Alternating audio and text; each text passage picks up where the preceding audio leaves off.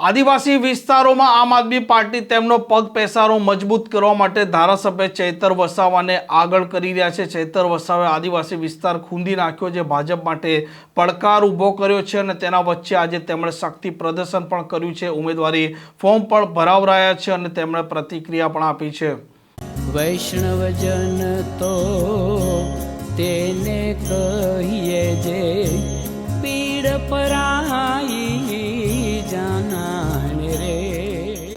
નમસ્કાર, આપ જોઈ રહ્યા છો નવજીવન ન્યૂઝ અને હું છું આપની સાથે તોફિક ગાંચી। આદિવાસી વિસ્તારોમાં આમ આદમી પાર્ટી તેમનો પગ પેસારો મજબૂત કરવા માટે ધારાસભ્ય ચૈતર વસાવાને અલગ અલગ જિલ્લામાં મોકલી રહ્યા છે, વિસ્તારોમાં મોકલી રહ્યા છે। તે પોતે સભાઓ પણ ગજવી રહ્યા છે અને કોંગ્રેસનો ગઢ એક સમય આદિવાસી વિસ્તાર મનાતો હતો, પરંતુ ભાજપે ત્યાં હવે પ્રભુત્વ બનાવ્યું છે અને ધારાસભ્ય ચૈતર વસાવા તેમની પાર્ટી અને તેમનો પગ પેસારો મજબૂત કરવા માટે અલગ અલગ મુદ્દે સરકારને ઘેરતા હોય છે, ભાજપના સામે સવાલો ઉપસ્થિત કરતા હોય છે અને રાજપીપળા તે પહોંચ્યા હતા, કેમ કે આજે ઉમેદવારી ફોર્મ ભરવાનો અંતિમ દિવસ હતો। તેમણે શક્તિ પ્રદર્શન પણ કર્યું છે અને આ મામલે પ્રતિક્રિયા પણ આપી છે।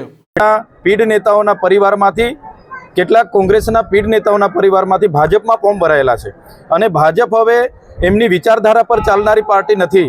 જૂના લોકોને સાઇડલાઇન કરવામાં આવ્યા છે, સાંસદ શ્રીને પણ આમાં સાઇડલાઇન કરવામાં આવ્યા છે, જે બતાવે છે કે આમ આદમી પાર્ટી નર્મદામાં મજબૂત છે અને મજબૂતાઈથી આ ચૂંટણી જીતી રહી છે। રાજપીપળા નગરપાલિકામાં ભાજપના ઉમેદવારોને ફોર્મ ભરાઈ દીધા, હજુ મેન્ડેટ નહીં આવ્યું, એ બાબત આપ શું કહેશો?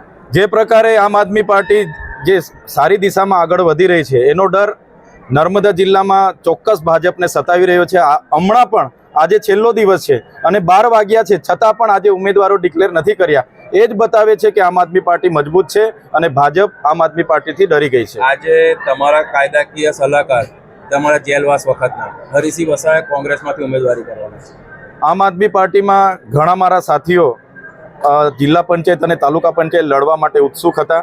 અમારી મર્યાદા હતી, અમારી પાસે એક મેન્ડેટ હતો, તો બેમાંથી અમને એક જણને ટિકિટ આપી છે, તો થોડી નારાજગી અમારા આગેવાનોમાં પણ છે, પણ વિચારધારા અમારી એક છે। બધા સાથે રહીને આગળ વધ્યા છે, આવનારા દિવસોમાં એમને પણ મનાવી લઈશું અને સાથે રહીને અમે આગળ વધીશું। ગ્લાસ કાંડવાળા સંજય વસાવાને મંડાળાથી ટિકિટ આપી છે જિલ્લા પંચાયતની, આપના કોઈ ઉમેદવાર એની સામે ઉભી રહેશે કે? ચોક્કસ મંડાળા જિલ્લા પંચાયતમાં જે પ્રકારે ગ્લાસના નામે 307 લગાડીને મને 80 દિવસની જેલવાસ ભોગવવાનો વારો આવ્યો છે, જનતામાં આક્રોશ છે।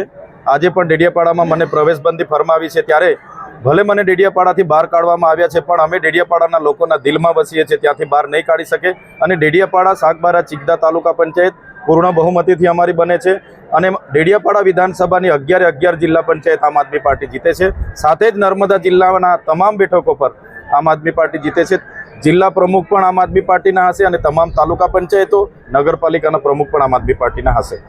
આમ હવે જોવાનું તે પણ રહેશે કે જે પ્રકારે ધારાસભ્ય ચૈતર વસાવાએ મહેનત કરી છે, આ વિસ્તારોમાં અલગ અલગ જગ્યા ફર્યા છે અને ત્યાર પછી તેમણે હવે આ ચૂંટણી માટે ઉમેદવારોના ફોર્મ ભરાવ્યા છે અને ભાજપ માટે તે પડકાર ઊભો કરી શકે છે કે નથી કરતા, તેના તરફ સૌ કોઈની નજર છે। આ પ્રકારના સમાચાર માટે નવજીવન ન્યૂઝના ચેનલ સાથે જોડાયેલા રહો। નમસ્કાર।